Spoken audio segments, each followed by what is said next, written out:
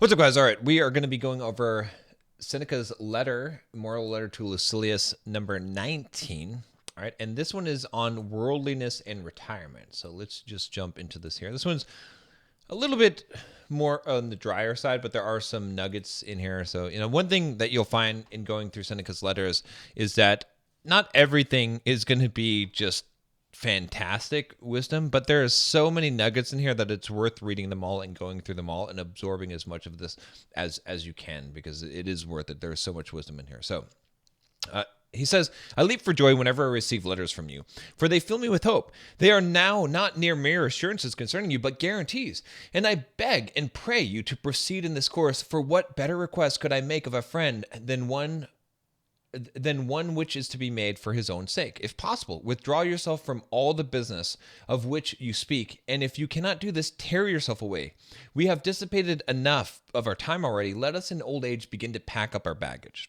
Okay, so he's writing to Lucilius, and Lucilius is sort of a high up guy. He's high on the political arena, right? He's got some high positions of power in the government, all right, and Lucilius, he's been really successful. He's kind of climbed the ranks, all right? So Seneca's telling him, he's saying, hey, look, I'm so happy when I get your letters, all right? They fill me with hope. And they're not just assurances concerning you, but guarantees, because I know that you're going the right way. You've been my mentee. I've been helping you. I can see that you're growing, okay? So he's saying, I want you to keep going down this course, because what better request could I make of a friend than one that's made for your own sake? So I'm doing this for you, okay? So here's what I'm telling you. Listen up. If possible, withdraw yourself from all this stuff that you're doing, all this business, okay, that you're speaking of. Like, I know you're talking about promotions and the next thing and how you're going to climb the political ladder. And if you can't do it, just tear yourself away from it, okay? And because he's saying, look, we've already spent so much of our life, all right? Let us in old age, let's start to begin to pack up our baggage. Let's not keep on going down this road that never ends, all right? Which is important, all right? In verse 2, it says, surely there is nothing in this that men can begrudge us. We have spent our lives on the high seas. Let us die in harbor. Now, not that I would advise you to try to win fame by your retirement. One's retirement should neither be paraded nor concealed. Not concealed, I say, for I shall go so far in urging you as to expect you to condemn all men as mad, and then seek out. Sorry, not concealed, I say, for I shall not go so far as urging you to expect you to condemn all men as mad, and then seek out for yourself a hiding place and oblivion. Rather, make this your business, that your retirement be not conspicuous, though it should be obvious. So he's saying here, look, we deserve retirement, all right? We've been working, okay? No one can begrudge you of this. No one can get upset. You spent your life out there working, doing stuff, and so, hey, let's rest. Let's die in peace. That's fine, okay? And he's saying, I'm not going to advise you, like, you shouldn't use your retirement as fame, but at the same time, it shouldn't be concealed, right? So you shouldn't be parading it about, but at the same time, also don't go about and just, in telling everyone about it. Instead, just do it. Just quietly do it, and don't make a big deal of it, and don't try and hide it. Don't go into oblivion. Don't become a hermit, all right? That's all you have to do. Just do the damn thing, all right? In verse 3, he says, in the second place, while those whose choice is unhampered from the start will deliberate on that other question, whether they wish to pass their lives in obscurity, in your case, that is not a free choice. Your ability and energy have thrust you into the work of the world. So have the charm of your writings and the friendships you have made with famous and notable men. Renown has already taken you by storm. You may sink yourself into the depths of obscurity and utterly hide yourself, yet your earlier acts will reveal you. So he's saying, look, here's the thing. Other people can make the choice of, do they want to, go into hiding when they retire or not and be in obscurity, but you can't really, because even if you try to, you've done so many things, so many people, you have such a reputation that people will find you out. They will, you're like, let's say, a president of the United States who's retiring, and you're always going to be that. Like, people will always know you for that. All right. So he says in verse 4, you cannot keep lurking in the dark. Much of the old gleam will follow you wherever you fly. Peace you can claim for yourself without being disliked by anyone, without any sense of loss, and without any pangs of spirit. For what will you leave behind you that you can imagine yourself reluctant to leave? Your clients? But none of these men court you for yourself. They merely court something from you. People used to hunt friends, but now they hunt pelf. If a lonely old man changes his will, the morning callers transfer himself to another door. Great things cannot be bought for small sums. So reckon up whether it's preferable to leave your own true self or merely some of your belongings. So what he's saying here, okay, is look, here's the deal. All right, wherever you go, yeah, you're going to be, people are going to know who you are, but you can claim peace for yourself without being disliked by anyone. Okay, without any sense of loss. All right, here's the thing. Okay, think about it. Like, you're debating this because Lucilius doesn't really want to retire. He's debating this, right? I've been in this position. All right, I'm still always in this kind of position, which I've made some choices to do more of what I want to do, right? And but it's true. You're always going to be in the limelight, right? And he's saying, like, look, what is it that's making you so reluctant to leave? Is it your clients? Those guys, they don't even like you for you. They just want something from you. So don't be like, oh, I would miss my clients, or he's saying that. If a lonely old man changes his will, all right, then people are just going to go to someone else. Okay, they're sticking around because of what you can give them. All right, and he's saying that the great things cannot be bought for small sums. So if you want this peace and this tranquility and this freedom, it's not going to be a small price. You're going to have to leave behind this stuff. But he's asking this question. Okay, is it preferable to leave your own true self or merely some of your belongings? Right. So do you want to lose yourself here in this position that you have, constantly fighting, constantly going through these struggles, or just some of your belongings? Just leave behind some of the wealth, some of the money that you've made, but then you keep yourself. That's the real question. And this is the real question for all of us, right? At some point, how hard are you chasing success? Right? What does it mean to you? Will it ever stop? These are some of the questions we're going to address in a minute here. But I want to relate this to you, because I can relate to this, definitely, right? You keep on going for the bigger and better thing, but what happened? Like, if you want to actually be peaceful, if you want to just enjoy your life at some point, yeah, maybe you've put in the time, you're gonna have to make that choice, and that's been something that's been hard for me, is to, like, am I gonna leave behind my empire, the stuff that I've built, and then just, then what? Right? It's like, it's hard to leave that behind. But the price for peace is to do that, right? To a degree, at least. So he says here in verse 5, would that you had the privilege of growing old amid the limited circumstances of your origin, and that fortune had not raised you to such heights. You were removed far from the sight of wholesome living by your swift rise to prosperity, by your province, by your position as procurator, and by all that such things promise. You will next acquire more important duties, and after them still more. And what will be the result? So he's saying, look, I wish that you could have just had a simple life, and you didn't have to, face this, because you have these golden handcuffs on now, but that you rose up so quickly, and so you're going to keep on rising, and then you're going to have more and more duties. And what's going to be the result of this? Let's see what he says. He says, why waiting until there is nothing left for you to crave? Why wait until there's nothing left for you to crave? That time will never come. We hold that there is a succession of causes from which fate is woven. Similarly, you may be sure there is a succession of our desires.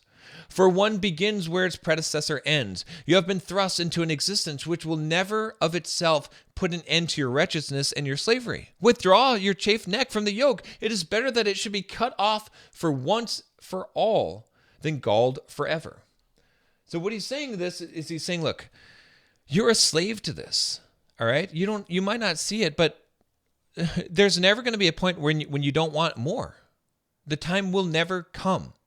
Every succession has another one, right? We know that this is true, that a cause and effect, that we can trace something to an infinite number of causes and effects, okay? He's saying it's the same thing with your desires. When you have one desire and you have that fulfilled, it is the predecessor to another desire, and then it just goes on forever, right?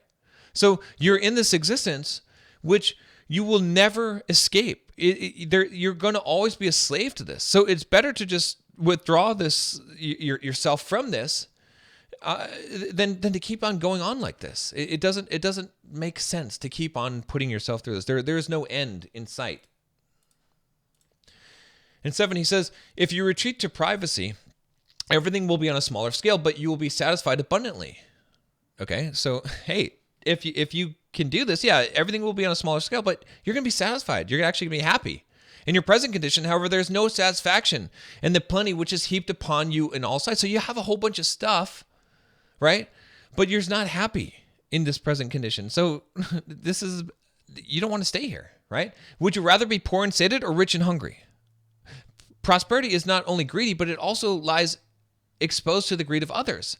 As long as nothing satisfies you, you yourself cannot satisfy others. So what he's saying here is he's saying that, look, would you rather be rich and hungry, or would you rather be poor and sated, right? Which is better? Think about this, right? This is a question to ask, right? Sometimes the pursuit of more is actually making you more hungry, more miserable. Whereas if you just be happy with what you have, if you had less, if you didn't have to have all the fancy iPhone and car and house and all these things that we want in this world, we would be happy. But instead, we're pursuing those things, and so we have to work a job that we don't like and do a miserable life that we don't like just so we can have the things that we think that we want. And he's saying, no, that's dumb, right? He says not only is prosperity greedy, so you'll have to keep on getting more and more, but it also lies exposed to the greed of others, meaning that as long as you can't be satisfied, you can't satisfy others. They're going to want more and more from you. They're going to want more and more from you. You can never do enough to make it so people don't want more. They want you to do more. The more you have, the more you do, the more they want. But you say, how can I take my leave? Any way you please. Reflect how many hazards you have ventured for the sake of money and how much toil you have undertaken for a title. You must dare something to gain leisure also, or else grow old amid the worries of procuratorships abroad and subsequently of civil duties at home, living in turmoil and in ever fresh floods of responsibilities, which no man has ever succeeded in avoiding by obtrusiveness or by seclusion of life. So, what is he saying here? All right. How do you actually retire then? How do you actually get out of this? You just do it. All right. Look, think about all the stuff that you've gone through to make money. Think about all the toil you've gone through to gain status, to gain a title. If you want to gain leisure, if you want to have your time back and your life back, you're also going to have to make a sacrifice. There is going to be a price for that. You have to dare something. You have to risk something. You have to risk all this stuff that you've built. Okay? Otherwise, you're just going to grow old with all of these stresses on you in life. All right? And you're going to have more responsibilities. He's saying that no man has ever succeeded in avoiding it by obtrusiveness or seclusion from life. You can't just think that you're going to do this. You can't just ask for peace. You have to actually exit. All right? For what bearing on the case has your personal desires for a secluded life? So he's saying, look, if you just want to live a secluded life, it doesn't matter. That's not enough. Your position in the world desires the opposite. What if even now you allow that position to grow greater? But all that is added to your successes will be added to your fears. So he's saying, look, it's not enough to just want to have some peace and tranquility. You're actually going to have to give up something, right? And this applies to a lot of things in life. Like, what is it that you want?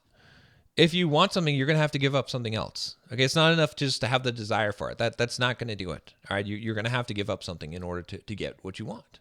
Okay, and the thing is, like, what's going to happen is that you're going to become more successful. Okay, and then as you become more successful, then it's just going to be added to your fears, because then there's going to be even more for you to lose. Right? That's why the golden handcuff sucks. That's why a lot of times in life it's better to not be successful, at least early on. The more successful you are, the more that you are chained to that success, right? I have experienced this myself, right?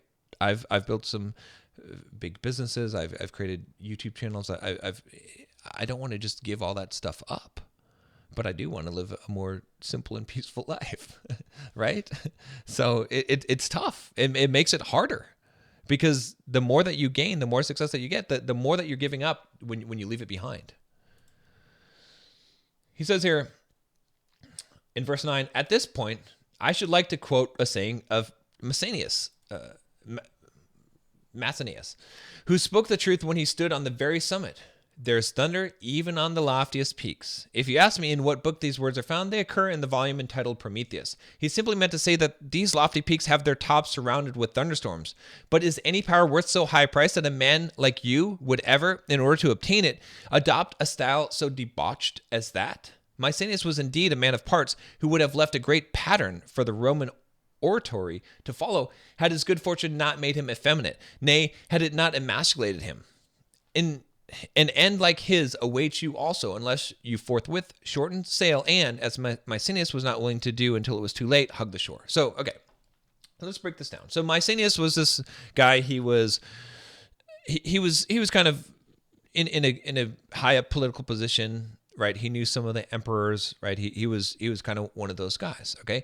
And he had a lot of success, and he actually ended up staying and keep on trying to climb the political ladder, and he eventually ended up fading out. Like, he lost all of his power and influence, right? And so what Seneca's saying here, all right, the more important thing that he's saying that, look, even at the highest peaks, there's thunder, even at the loftiest peaks. So no matter how high you climb, there's still going to be trouble. So you think that a lot of you guys, right, you might be thinking that if you make a lot of money, then your troubles will go away. But it will just mean that there's different kinds of troubles, and there'll be more troubles. There's going to be thunderstorms no matter where you go. So believe me, I know this in life, because the troubles I have now are different than the troubles I had before, but there's still troubles. All right. And he's saying, look, this Maecenas guy, right? He didn't quit while he was ahead. He just kept on going and going and going, and then he lost the things. But he wasted his time, right? He's saying, stop. You should have done what he didn't do, which is hug the shore. Like, quit, be done. Verse 10, he says, this saying of Maecenas might have squared my account with you, but I feel sure, knowing that you will get out an injunction against me, and that you'll be unwilling to accept payment of my debt in such crude and debased currency. However, that may be, I shall draw on the account of Epicurus. He says, you must reflect carefully beforehand with whom you are to eat and drink, rather than what you are to eat and drink. For a dinner of meats without the company of a friend is like a life of a lion or a wolf. All right, so every letter he's basically pretending like he owes some kind of payment, and the payment is in wisdom. And he's saying that previous payment, the Maecenas quote, I know that you're not going to say that's enough. So here's one from Epicurus. He says, this quote, you must reflect carefully beforehand with whom you are to eat and drink, rather than what you're to eat and drink. For a dinner of meats without the company of a friend is like the life of a lion or wolf. So he's basically saying here, this quote means that even if you're eating a grand meal, but you don't have the company of friends, it's no good. All right. In 11, he says here, this privilege will not be yours unless you withdraw from the world. Which privilege? The privilege of having a good meal with friends, all right? Having the right meal. Otherwise, you will have as guests only those whom your slave secretary sorts out from the throng of callers. It is, however, a mistake to select your friend in the reception hall or to test him at the dinner table. The most serious misfortune for a busy man who is overwhelmed by his possessions is that he believes men to be his friends when he himself is not a friend to them, and that he deems his favors to be effective in winning friends. Although, in the case of certain men, the more they owe, the more they hate. A trifling debt makes a man your debtor, a large one makes him an enemy. So what he's saying here is this. Look,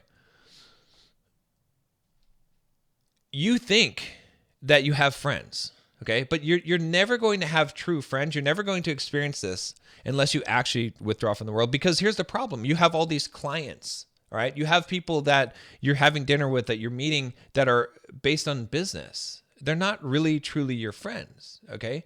And so not only that, you think that you have these friends, okay? But you think that by giving people all these favors that you're winning friends, but no, that's not the case. Actually, for many men, the more that they owe, the more they hate. And it doesn't even mean that you're collecting on the debt. It just means that if you do stuff for people, they start to see you as better than them. It makes them feel diminished, and it makes them hate you and resent you, right? If you ever help someone dramatically in their life, many times that person will grow to hate you. It's also in 48 Laws of Power, Robert Greene's book. He talks about this is one of the laws, okay? And he says that, a trifling debt makes a man your debtor, but a large one makes him an enemy, right? No one likes to owe. No one likes to feel like they're in debt. And so many times, you'll lend someone money and then they'll start to despise you. They'll start to hate you, right? They'll start to treat you differently. You think you're doing something good, but no one likes to feel like they were given something and that they can't give something back. It makes them feel worthless. In verse 12, he says, what? You say, does not kindnesses establish friendship? They do, if one has had the privilege of choosing those who are to receive them, and if they are placed judiciously instead of being scattered broadcast. Therefore, while you're beginning to call your mind your own, in the meantime, apply this maxim of the wise. Consider that it is more important who receives a thing than what he receives. Farewell. So what is he saying here? This is kind of hard to understand, all right? So he's asking, doesn't kindness establish friendships? And he's saying, yeah, it does, except that you have to actually be specifically doing something for this specific person instead of just, being a wonderful person. You're just giving these things out, right? No one likes someone who just gives out good things, right? They're skeptical of it. They don't feel like you individually care about them, all right? So he's saying also that, it's more important who receives a thing than what he receives. So think about it. It just because you've done good in this world doesn't mean that people will like you, right? And believe me, I've faced this as someone who creates a lot of content and tries to help people, and then people hate you for doing it. I'm like, wow. But I guarantee you that any of those people that leave hateful comments on my content, if I were to one-on-one help them, they would appreciate it, and they would like that, right? You know what I'm saying? So a lot of times when you are helpful to the masses don't like you. There's going to be people that are not going to like you because of that. So it is an important lesson here. So I mean, this whole letter really, what can you really take from it? There's a few nuggets of wisdom, but like I said, it's about this idea that you're never going to reach enough. If you got golden handcuffs on right now because you have a job or you're in a position of power, or you've created an empire, if you really want peace, you're eventually going to have to give that up, because just keep on growing and keep on making more money and keep on climbing the ladder. It's never going to get you to the peak. It's always going to create more problems. There's going to be thunderstorms at the top of every mountain. So think about that and think about what is your exit strategy. I'll see you tomorrow.